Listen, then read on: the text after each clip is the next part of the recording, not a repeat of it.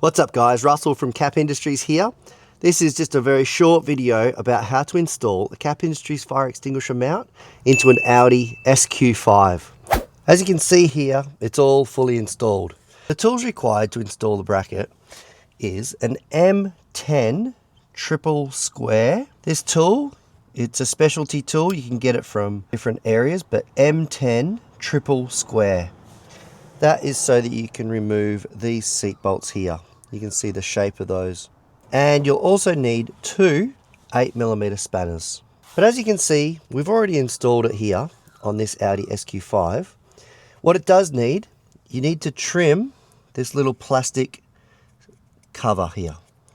All I did was use a little Dremel and just give it a little trim and it looks beautiful. But you simply remove the two front seat bolts with your M10 triple square. Then attach your extinguisher cage to the bracket. Now it does sit very, very tight to the floor.